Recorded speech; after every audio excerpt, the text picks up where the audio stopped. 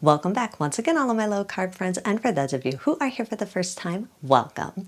All right, guys and gals, I have given you guys many different things to help you with your backyard barbecuing needs. I've shown you how to make many different hamburger buns, hot dog buns, pickles, relish, barbecue sauce, tartar sauce, and today, of course, we are going to make the most important keto condiments of all, ketchup and mustard. These are awesome. They are so quick. They are mixed together in 5 minutes, no cooking necessary, and best of all, 100% keto friendly. So if you want printable versions of these, you can check out my website at janetsdeliciouslowcarbkitchen.com. You can find a printable version of these recipes and other goodies there for you. And if you're new to the channel and you want to see lots of easy, delicious, low-carb keto recipes, make sure you click that subscribe button and click the notification bell that's right next to the subscribe button. That way you can be notified every time I put out videos every Wednesday and Saturday.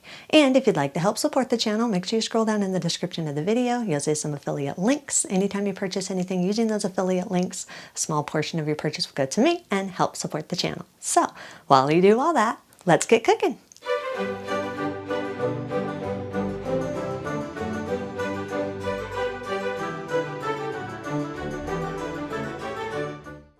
In a small bowl, combine 30 milliliters or around 2 tablespoons of the vinegar of your choice. I'm using apple cider vinegar.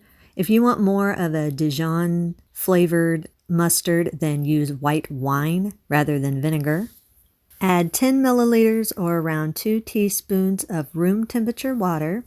Add 26 grams or around 4 tablespoons of ground mustard or mustard powder. You can adjust this later more or less if you want to, depending on how dominant you want your mustard flavor. 6 grams or around 1 teaspoon of salt. You can adjust this more or less depending on how much of a salty flavor you want in your mustard. Use a fork and stir everything all together until the mixture is smooth. If you want a little bit of a spicy mustard, you can add a little bit of dried turmeric. This will also give it a little bit more of a yellowy color to your mustard. If you do choose to add this, just start out by adding about an 1/8 teaspoon, and then you can adjust it according to your taste if you want a spicy tint to your mustard. Allow the mustard to sit at room temperature for about 10 minutes. This is going to help the flavor set in, and it's also going to help the ground mustard absorb the vinegar and the water, so you have a nice kind of creamy texture to your mustard. After about 10 minutes, you can taste the mustard and you can adjust the amount of vinegar or ground mustard according to your taste. If it tastes too vinegary, you can add a little bit more ground mustard or a little bit more dry seasonings of your choice. That's up to you what balance of ground mustard and vinegar you like, or for the Dijon white wine. If you like a little bit of a sweet taste or a honey mustard type taste, then just add 1 to 2 teaspoons of the keto syrup of your choice. I like to use Chalk Zero's maple syrup, and you can adjust that to your taste, however sweet you want your mustard to be. That's up to you if you want any sweetness at all in there. Once the mustard is all mixed together and the taste is to your liking, then spoon it into an airtight container. You can use this immediately, or you can store it in the refrigerator until you're ready to use it. I personally think it's best to let it sit in the refrigerator for at least 10-15 minutes just to get a good chill on it, and it helps the flavors really settle in well. Now, this only makes about 6 tablespoons, give or take a bit, so you can always double, triple, or multiply the recipe however much you need to multiply it to your desired amount. If you do have any leftovers, just store it in the refrigerator in an airtight container for up to 3 weeks. For the keto ketchup, in a small bowl, combine 6 ounces of tomato paste, 30 milliliters or around 2 tablespoons of apple cider vinegar or the vinegar of your choice. Whisk these together until they're fully combined and smooth.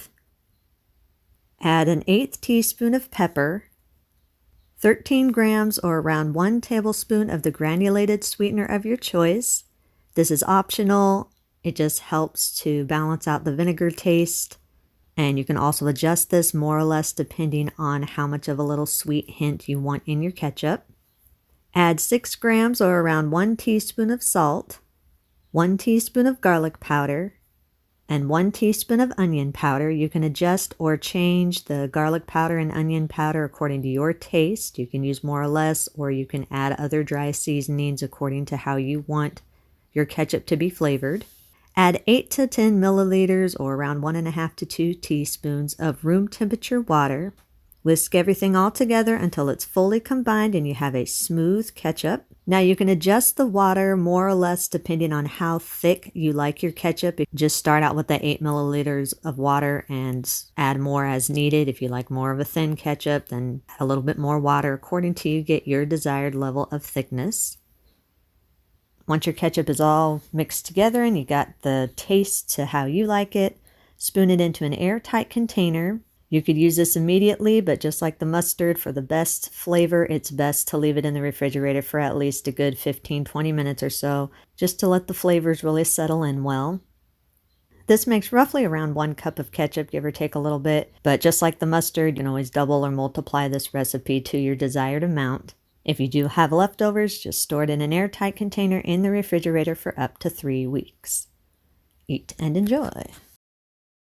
And that's our recipe of the day. I hope you enjoyed it. If you did and you want to see more videos like this, make sure you click that thumbs up like button, click that subscribe button, leave me a comment if you want to. Let me know if there's any recipes that you'd like to learn how to make, and I'll do what I can to get those out there for you. And as always, keep cooking.